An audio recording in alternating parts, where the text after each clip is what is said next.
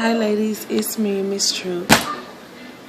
I'm gonna make a short video because really today is family day and I'm cooking and preparing for the kids to go back. They've been on vacation for spring break, and plus DH is really relaxing right now. But I know I promised, and some of you ladies have been asking me when am I going to do or complete the video on trying to conceive and the effects that it has on not just you but your spouse, because I know sometimes we get so wrapped up in how we are feeling and how hurt we are when we don't receive those big fat positives that we look past the fact that it affects our spouses as well.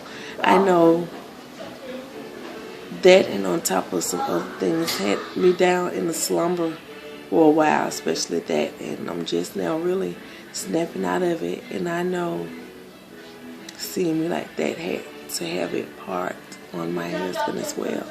So I'm gonna let him speak, and I may not put the camera on him because unlike me, he's camera shy. So I'm gonna ask him the question. I'm gonna let him respond for you ladies. Husband, I would like to ask you, as being a spouse, how do you think, or what's your point of view on trying to conceive and the effects that it have on the relationship and the marriage when monthly, we're trying, went through all the procedures. I think we done went through a lot of them, all the way down to the IUI, and after the tubal reversal, trying monthly and getting chemicals and the losses. How do you feel towards it? Well, the frustrating part is you do your best and you try your best to make your wife happy. But when it's out of your control and you don't know how to explain to your wife that it's going to be okay, we'll try again. After a while that gets old and it gets frustrating, and it really puts a burden on your relationship, your communications. Because, how can I put this? Because you so wanting to have something and it's out of your control, so it's like, what can I do now? What is the next step?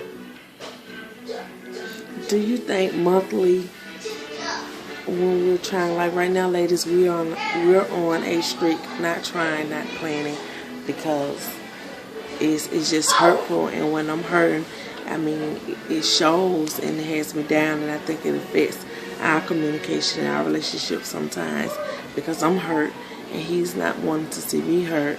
And here we have so many questions on if his sperm count is excellent and my tools are good and I'm fertile and I'm making the eggs, why aren't we getting pregnant?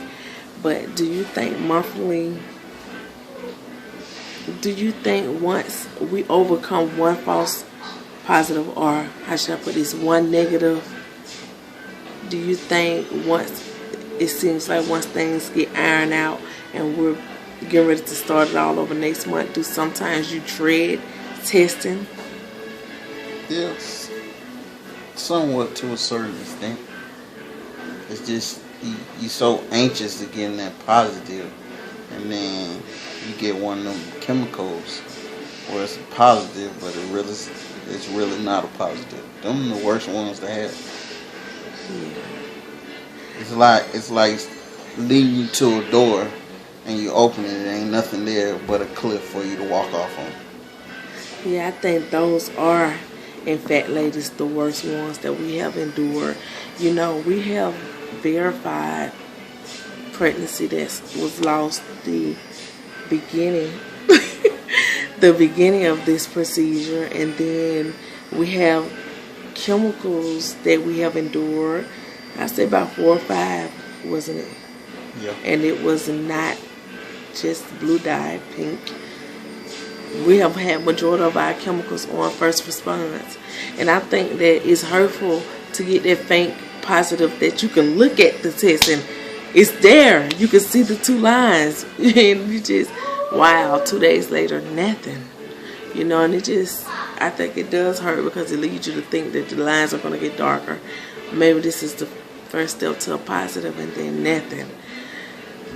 But I just wanted to start. This is the first step of us doing the videos and how couples can come together to be there for one another, and how us ladies can start to pay attention to how it's affecting our husbands as well as ourselves and our household.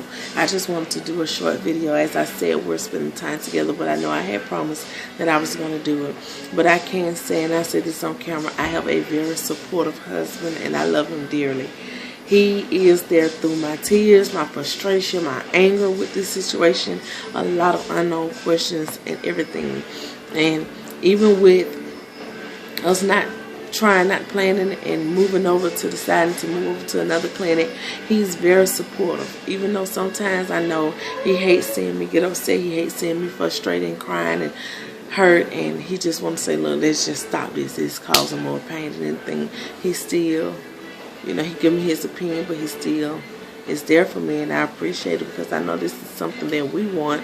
It just wasn't as hard for me before, and I think that's what is one of the hurting parts too, realizing that this is a whole new, it's just like now I'm in a position of a woman who haven't never had kids and having a hard time, whereas before my tubal ligation I was fertile. I mean, you can cough on me and it's seeing I was pregnant. It's hard, but I just wanted to share my point, and my husband, as I say, he don't want to go a point of view, and we would like to thank you for following our journey and reading our journals and all of that, and I would like to say thank you. Bye, ladies. Enjoy your Sunday.